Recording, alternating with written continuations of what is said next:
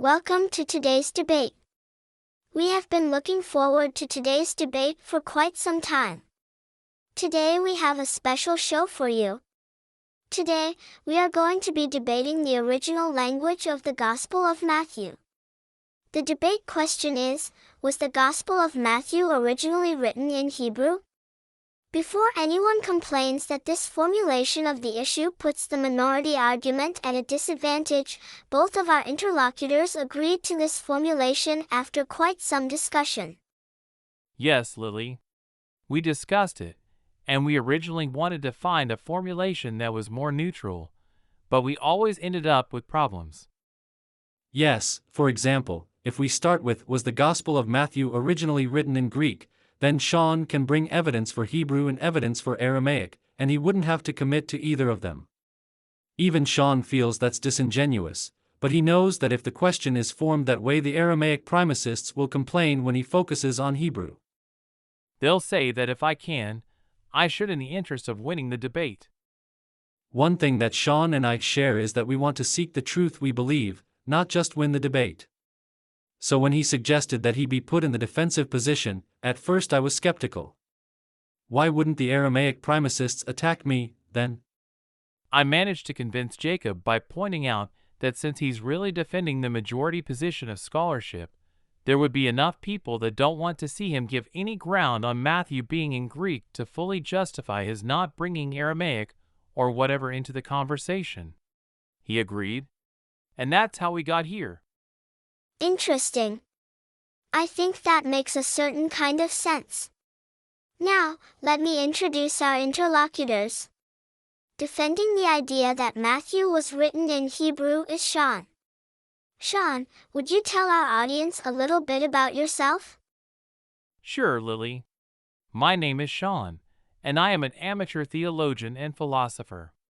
I run a blog on WordPress where I keep my notes for my amateur Bible translation. For my day job, such as it is, I'm a stay-at-home dad and husband for my 12-year-old daughter and my 18-year-old developmentally disabled son. I write my blog and a few books as a way to handle the stresses in life. And we will be sure to include links to those in the description on YouTube and Facebook and directly in the document on WordPress. And now you, Jacob. Tell us about yourself. My name is Jacob, and I think the most important thing to know about me is that I'm entirely fictional. Really? That's amazing. Me, too. I'm a creation of Sean's daughter. Oh. We will have to talk more after the debate. For sure. But continue to tell us about yourself. My purpose is to exist as one of the voices in Sean's head that reminds him to ground his beliefs in actual facts, not just wild speculation. Maybe it's a good thing that you've got the advantage if you're just a figment of your opponent's imagination. Oh, I'm more than that. Think of me more like his conscience than an imaginary friend. We've had quite a few sparring matches on this subject over the years. I'm still here, telling him not to take himself so seriously. Besides, if any real Greek primicists think they can defend Greek Matthew better than me, I welcome them trying. My experience so far, watching through Sean's eyes, is that most Greek primicists do rather poorly and end up resorting to being rude and condescending. Sean is an amicable guy and is more interested in finding the truth than defending his position. If you can give a compelling argument, he'll change his mind. Which I hope to show you by the end of the debate. That's strong language coming from someone that's entirely fictional. Alright, with that said, it's time to go over the debate rules. These are going to be a little different than what you may have seen in other places, so pay attention. First, each side is going to have a chance to lay out the general idea of their position. This part isn't an argument, it's just bringing the audience up to speed about what each side believes. Then each side will give a 5.5-minute statement of evidence and arguments. These statements were written before the debate, so neither will be responding to the other until the question period. After these statements, each side will have the opportunity to ask the other questions. We will go back and forth so that each one of you will ask the same number of questions. There will not be any closing statements. We will let the audience decide. After the debate, polls will go up on YouTube and Facebook asking how the audience felt the debate went. And without any further ado, I'll turn it over to Sean to explain his position. Thank you, Lily. I've got a lot to go over, so I would like to jump right into it. The basic premise that I'm trying to argue today is that Matthew was written in Hebrew. There are a lot of questions that touch on that, and I have definite opinions on many of them. To be clear about the layout of the debate, though, I'm not trying to prove any point in particular except that it is likely that Matthew wrote in Hebrew. I believe that a handful of manuscripts survive that descend from that original text that Matthew wrote. I'm going to reference these as readings from Hebrew Matthew. I might be wrong about that. If academic research uncovers another family of manuscripts of Matthew in Hebrew that have more or better markers of originality, I'll quickly and happily abandon the manuscript family I'm using now. In the meantime, the family I'm using has readings that show many signs that suggest originality, and so I use them as such. Along with the topic of Matthew in Hebrew comes the synoptic problem. I'm a two-source guy. That means that I think Mark was written first, and that Matthew had a copy of Mark, in Greek, in his hands when Matthew wrote his gospel in Hebrew. I have documentation on my blog that explains why this makes more sense to me than other versions of the two-source hypothesis. We will see if any part of that comes up in the debate today. However, the point of the debate remains that Matthew was written in Hebrew. If my arguments regarding Hebrew Matthew hold up, but someone continues to believe in Matthean priority, I've still won. All of these points lean on each other, though. I think that the family of manuscripts that I draw from show evidence of drawing from Mark, even though that wasn't a dominant theory when the manuscripts were discovered. I think that this family has other signs of originality. As the conversation goes on, I think that the whole set of theories hang together very well. However, I also think that it's possible that someone who believes in Matthean priority or that the original Hebrew text of Matthew has been lost can use my arguments on the hypothetical level, even though I use them in earnest. Even if the original Hebrew text of Matthew is lost, the text of Matthew in Hebrew from this set of manuscripts is a possible reconstruction. Even if Matthew was written first, it's possible those places where I see evidence of borrowing from Mark were corrupted. Such and so forth for that kind of argument. So I'm not going to keep repeating that these could be hypothetical. As a part of my Bible translation studies, I've made a transcription and a translation of what I believe to be the crown jewel of the family, Paris Manuscript 132, discovered by Jean Dutillot in 1555. Along with this, I have created marginal notes conforming to the style of the Masoretic text. These Kur versus Katav readings represent places where the Paris manuscript and other manuscripts in the family diverge. I've added vowel points and cantillation marks to the text, and it is available free of charge in a public Google Doc to anyone who wants to use it. All I ask is that people who use it give a link back to my sources page on my blog so that as I correct typos, people can find the most up-to-date version if they're interested. Thank you. Thank you for that introduction. Jacob, it's your turn to go over your position. I don't think it should surprise the audience that Sean and I actually agree on several points. In fact, one of the reasons that I was chosen rather than any of the many other voices in his head that argue with Sean over this is because we agree on more things. We agree that the two-source hypothesis makes the most sense of the data regarding gospel development, for example. That means that we agree that Mark wrote first. However, there are some points of divergence. Sean calls himself a majority text guy, by which he means that he thinks the techniques and reasoning of Dr. Maurice Robinson represent the best method of reconstructing the best text of the New Testament. I disagree. I'm more persuaded by the arguments of Bruce Metzger. I don't know if we will get that far in the debate today, but I think some of the underlying assumptions there do lead to some of our differences.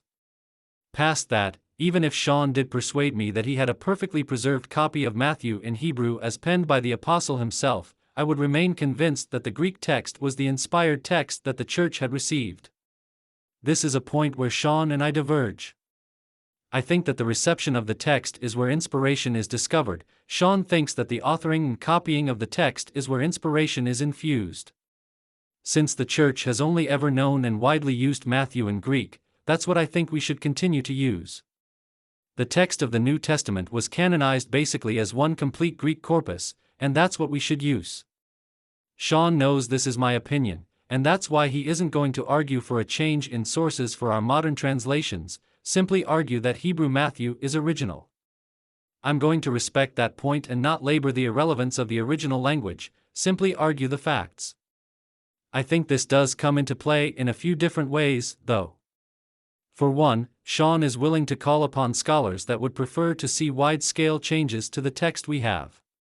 Even if Sean disagrees with those scholars on that point, it's hard to just sweep past the reality that they don't think we have an accurate version of Matthew in either Hebrew or Greek because of some semi-Gnostic sense that the original text must have been different in measurable ways for poorly defined reasons.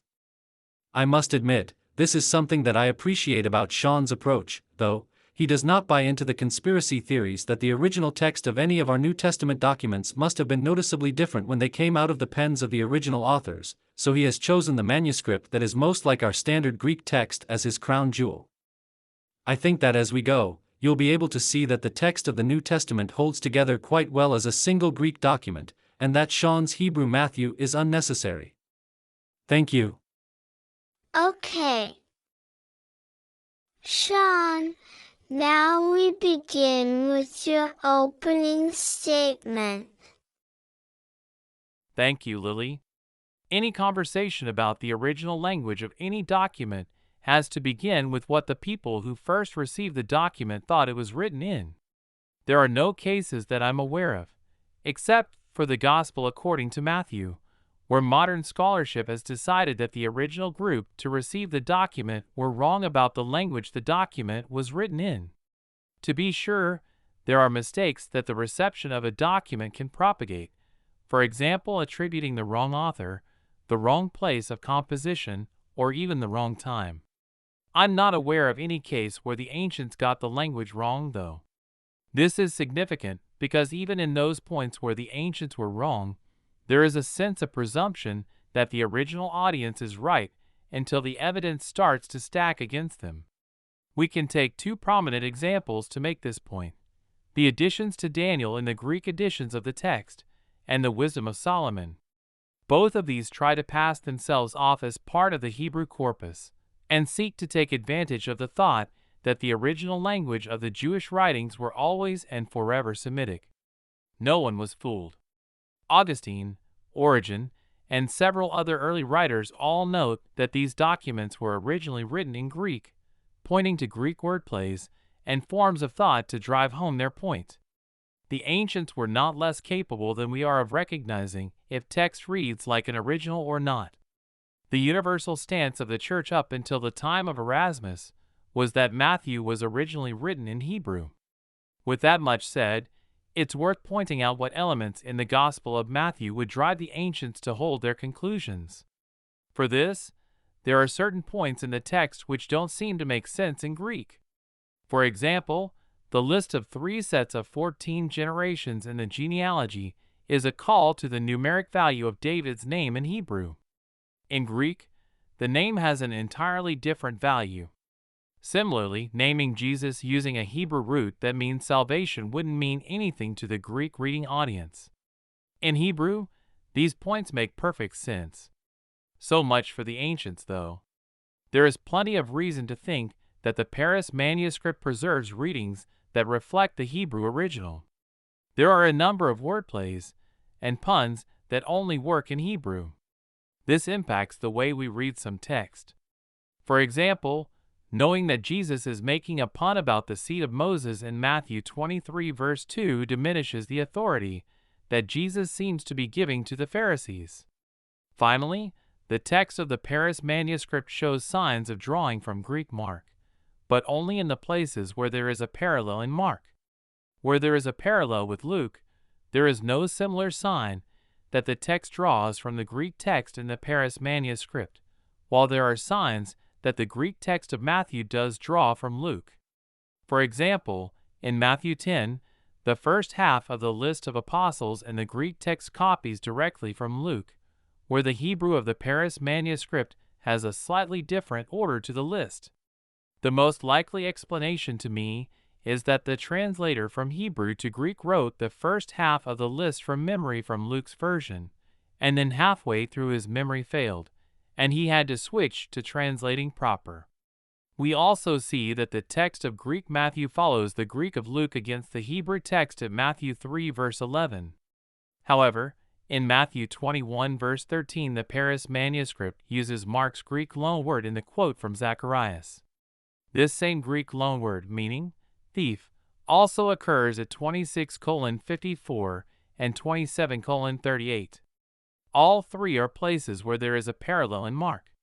In contrast, a Hebrew word is used for the same idea anytime there's no parallel in Mark, including Matthew 6 verse 20, which has a parallel in Luke but not Mark. This is a sign that the Paris manuscript drew from Mark's Greek text, but not Luke's. This would be the case if the two-source hypothesis were true and the Paris manuscript descended from the Hebrew original. In contrast, we would expect a manuscript created in the Middle Ages to reflect the dominant theories of that time. Matthean priority was the dominant theory until the 19th century. Seeing evidence of the two-source hypothesis in a 16th century Hebrew manuscript seems to me to strengthen both the two-source hypothesis and the Hebrew Matthew hypothesis. Altogether, I think that the universal declaration of the early church, the linguistic elements that work only in Hebrew, and the Hebrew text showing signs of 19th century theories that are growing in acceptance point to Matthew having been written in Hebrew, and the Paris manuscript descended from that original. Very good. And Jacob, now it's your turn for an opening statement. Thank you, Lily. I'm not the type to dismiss the testimony of the Church Fathers without a reason. Lucky for me, there is good reason to think that the Church Fathers were wrong when they said that Matthew was written in Hebrew. The first thing to acknowledge is that the Church Fathers weren't very careful to distinguish between Semitic languages. For example, every time the New Testament says that Jesus spoke Hebrew, the quote provided is in Aramaic. Similar things are seen in the Church Fathers. Add to this that the statement by Papias that the sayings of Jesus were recorded by Matthew is a particularly strangely worded statement, and we can see that other Church Fathers may have read into the statement things that Papias himself never meant. Papias may have been referring to just a sayings list, like Proverbs or the Gospel of Thomas, written in Aramaic that was later expanded in Greek into our current Gospel, and later Fathers could have misunderstood. So even fathers like Jerome that are normally more cautious when identifying the Semitic language may simply have gotten the wrong idea from previous generations that were misinformed. So Jerome and Sean may have been looking for a full-length gospel written in Hebrew, but the original Matthew Papias was talking about could have been a short collection of sayings written in Aramaic. The Greek text of Matthew shows plenty of wordplays and puns in Greek, so don't think that's a feature exclusive to Hebrew Matthew. Also, Matthew, whether in Hebrew or Greek, clearly drew from Mark in writing. Why would an eyewitness writing in Hebrew draw from a secondary source that was written in Greek? Many scholars have concluded that the manuscript that Sean primarily draws from is either descended from a hostile commentary written in the 16th century by Shem Tov ben Isaac ben Shaprut, or closely related to it. It is not an ancient document. All of our oldest manuscripts of Matthew are written in Greek. The Great Greek Majuscule Sinaiticus is our oldest complete text of Matthew, and it comes from the 4th century, and it was written by Christian scribes. So Sean is preferring a 16th century text from hostile hands to a 4th century text written by our Christian brothers. The text of Greek Matthew has been extensively reviewed by biblical scholars, and they have found that it is not a translation from Hebrew. They have found elements in the Shem Tov text that derive from Latin text. For example, Dr. William Peterson was able to identify patterns in Shem Tov's text of Matthew that correspond to the Middle Dutch Liège harmony from the 13th century. This is further evidence that the Hebrew version of Matthew comes from the Middle Ages. The late Dr. George Howard was a strong proponent for Shem Tov's Hebrew Matthew, but his arguments have not been well received by the community as a whole. However, Sean is not arguing for Shem Tov's Matthew, he's arguing for an even later version of Matthew. Sean will even admit that the reason he prefers Du Tillet's Matthew to Shem Tov's is because it's more like the standard Greek, inviting the question about why we should use it at all.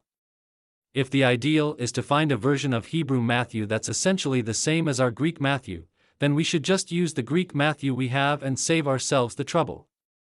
Which brings to mind the doctrine of preservation. Matthew is preserved in Greek in hundreds of manuscripts all over Europe and Northern Africa with dates that range from the 5th century to the 15th. It is preserved in Hebrew in a handful of manuscripts, all from late in the transmission process. Let's take a minute to get just a little more general, though. We all know that there's a clear division between the two testaments.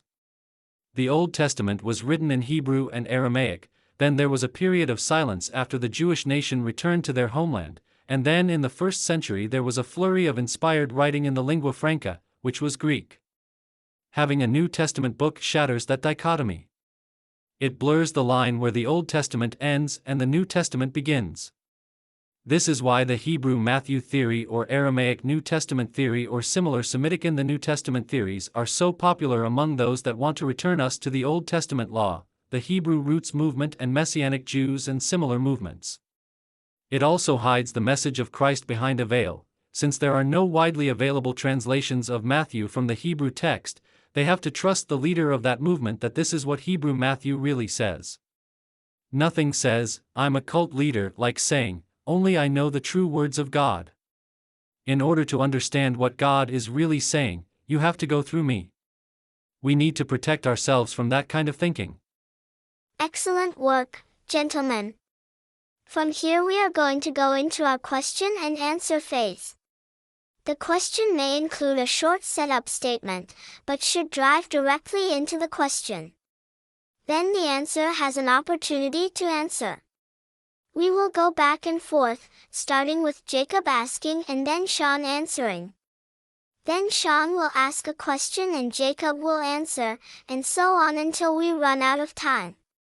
When we are running low on time, we will ensure that Sean gets to ask the last question, ensuring that each person gets to ask the same number of questions. Jacob, it's your turn to ask a question. Don't the similarities that Dr. Peterson showed between Shem Tov's Matthew and the Middle Dutch Liège Harmony show that the Hebrew Matthew tradition you draw from comes from the Middle Ages?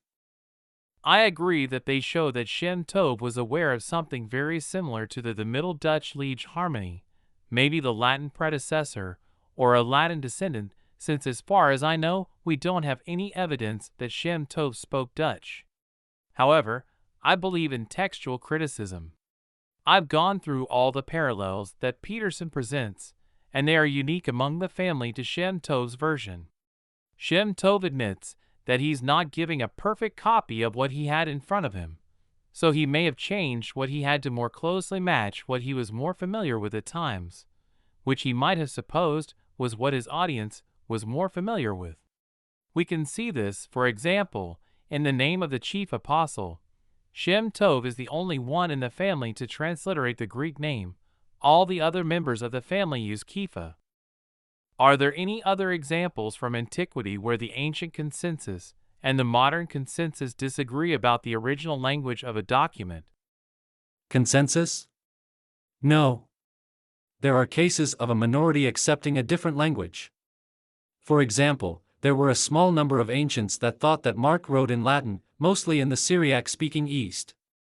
But the majority consensus among both Latin and Greek-speaking Christians was that Mark wrote in Greek, just as it is today. So as far as I'm aware, the only time the ancients were ever wrong about the original language of a document was Matthew. You said that the points that Peterson draws parallels from are unique to Shem Tov, but this isn't quite universally true. Don't you admit that in Matthew 3 verse 9 the family matches the Dutch harmony? No.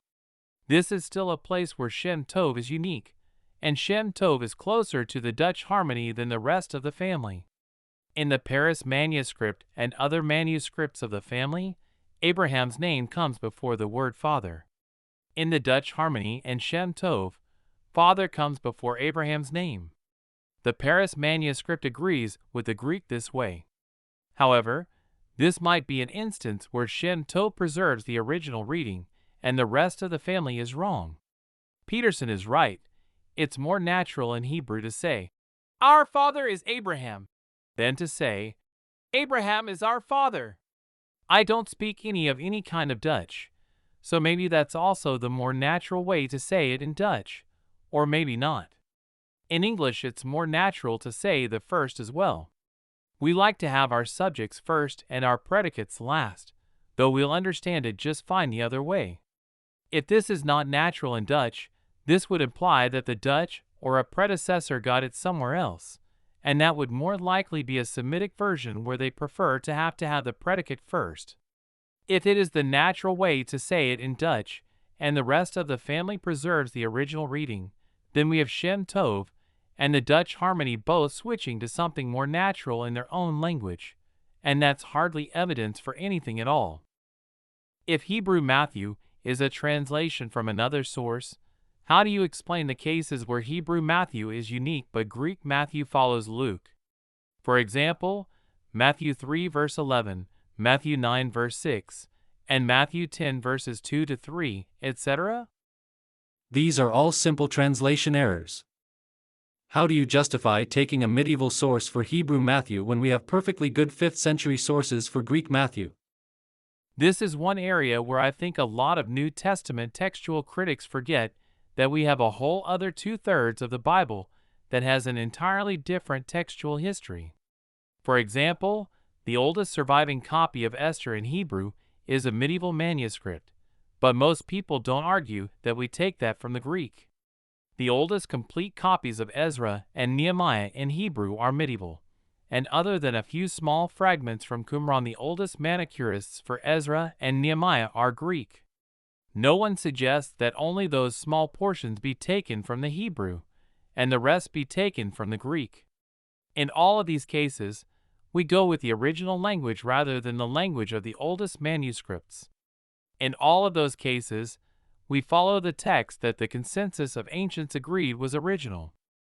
You said that you think all the cases where Hebrew Matthew reads differently from Greek Matthew are simple translation errors. Why is it not suspicious to you that there are translation errors only where there is a parallel in other Gospels?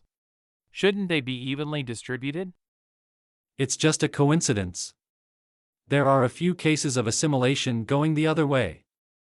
Matthew 7 verse 1 in your Hebrew version assimilates to Luke 6 verse 37, where the Greek version of Matthew doesn't have the addition from Luke, so not all of the translation errors help your case. I will admit that this particular one doesn't help my case a whole lot either, but it does take a little bit of the sting out of the idea that all the translation errors obviously and exclusively favor Hebrew Matthew. How do you square the idea that Matthew was written in Hebrew with the doctrine of scriptural preservation? I honestly don't understand this question. Any doctrine needs to be tempered against the evidence. We shouldn't force-fit our evidence into our doctrine. That said, I agree that the Gospel of Matthew was preserved in Hebrew, similar as you hold that Mark was preserved in Greek or Esther was preserved in Hebrew. You primarily use about a half dozen manuscripts when you reconstruct the text of Mark and 2 or 3 to reconstruct the text of Esther. Other sources outside that core set are used to support your preferred reading, and sometimes you include commentaries or versions in other languages. Similarly, I use 3 sources to reconstruct the best readings for Matthew in Hebrew, and if I had the time and bandwidth, I would redo that effort with 5 sources. I wouldn't just toss the Greek text that we have out. It's an important witness. Similar to the way you wouldn't just throw out the Latin or Syriac witnesses.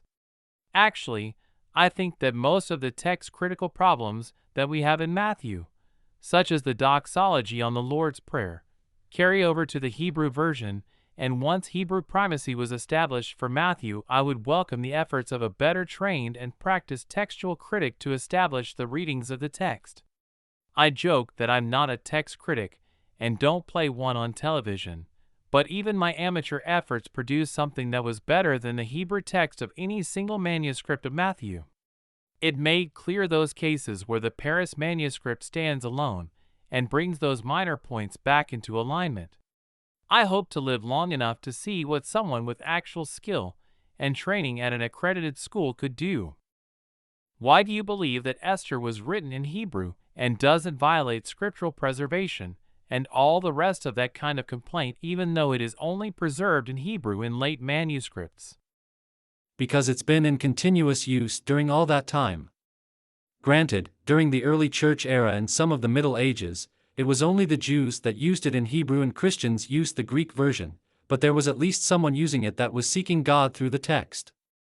The Jews always maintained that theirs was original, and the Christians mostly agreed.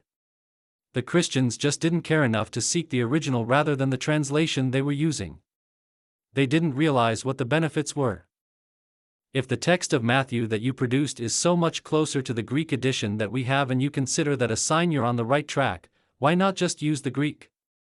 Different people will answer this a little differently, but I can shorten my answer by saying it's the same reasons we move from getting our translation of the Bible from the Latin to the Greek. Early reformers translated their New Testament from the Latin text. Through the Reformation, they found places where the Latin was ambiguous, but the Greek wasn't, or the Latin was specific, but the Greek wasn't, and so on and so forth. Similar problems were found in the early church when they took the Old Testament from the Septuagint. These things are often subtle and take a while to explain in detail. For example, the baptismal formula in Matthew 28 verse 19 is marginally more clearly Trinitarian than the Greek version. It has to do with Hebrew typically repeating the direct object marker et. So I eat et, the cherry et, and the tomato. But if it's only one thing, you only get the et once. So I eat et, the cherry tomato. It's similar with the form of name of. Normally in Hebrew it would be name of Jacob, and name of Sean, and name of Lily. You can see this in 1 Samuel 8 verse 2 and Job 42 verse 14, or in the same form of the word God of in Exodus 3 verse 6. In the Hebrew of Matthew 28 verse 19, there's only one name of to govern the Trinity. I'm sure a dedicated Arian could find a few counterexamples, but the normal way the Hebrew language works, this leans Trinitarian in Hebrew than in Greek. Isn't it surprising that a 16th century manuscript shows signs of a 19th century textual theory? Meaning specifically that Hebrew Matthew shows signs of Markan priority? To whatever degree this is true, I do agree it is surprising. That would suggest that either the translator was way ahead of his time, or that the Hebrew Matthew was original. I would be interested to see if anyone can discredit your evaluation that the Hebrew Matthew shows signs of Markan priority, though. Does it bother you that there are no widely available translations of Matthew from the Hebrew? Yes, absolutely. There are a few smaller translations. For example, I made my translation available free of charge on my blog, and Dr. Joseph Sconfield's translation of the Paris manuscript is now in the public domain and up on the Internet Archive. I would love to see more translations include readings from the Hebrew in marginal notes at least. But these things take time. I've put in the effort to make sure I'm not standing between anyone and God's Word. They can read whichever translation they like of the Paris manuscript and see if I'm being honest, or learn a little Hebrew and translate the section in question for themselves, or ask someone that does read a little Hebrew. You talked about defending against cults and such when giving reasons not to give in to arguments on favor of Hebrew Matthew. Haven't the exact same arguments been brought up every single time that the church has pursued the original text in a previously unexplored way? Like when Erasmus started using Greek instead of Latin, or Westcott and Hort started using older Greek manuscripts, or when more modern scholars have argued in favor of Byzantine readings? Yes, it is true. However, this argumentation has also been used effectively to slow down the damage done by translations such as the Passion Translation. I recognize the significant difference between a different way to explore the original language and open it up to official translation and criticism like you're doing, and the attempt that the Passion Translation represents to manipulate and control people by claiming to be a unique inspiration, but I still urge caution. You, Sean Kennedy, are not doing those things, but because there are people who are, you, Sean Kennedy, need to present your case strongly enough to overcome that concern. I actually know how you're going to answer this, but some people are going to be upset if I don't ask. How do you handle the fact that there are wordplays in Greek Matthew that don't translate well into Hebrew? For example, the famous play on Peter's name in Matthew 16 verse 18? There are two parts to the question, and I'll need to answer each of them individually. The second part has a compound answer. Oh, maybe you're not answering like I thought then. First, to address the general question of wordplays in Greek Matthew, the translator was skilled and sometimes found ways to create wordplays in the same places that he found them in the Hebrew text. This is seen in the specific example you brought up. In Hebrew, there's actually a triple wordplay going on. It reads, עתה חיפה ועל הקיפה הזאת אבנית מקהלי. so both the name of the chief apostle and the thing that will be built upon are Kepha. English readers will know this as Cephas.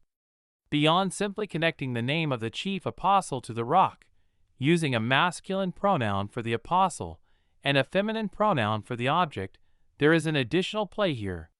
The Hebrew verb for build is bina. When this gets turned into I will build, it becomes abana. Kepha is the Aramaic word for rock, not Hebrew. The Hebrew word for rock is Eben. You can hear the similarity between Abana and Eben. I knew this much would be your answer. Did you say there's more? Yes. There are times when there really is a Greek original linguistic element. You have to remember that Matthew used Mark as source, and Mark was written in Greek. So there are some cases where there's a Greek pun or alliteration, but it's because Mark wrote that part first. Are there any specific signs you can point to in the Paris manuscript that show it derives from the Greek, other than those places where I think it drew from Greek Mark?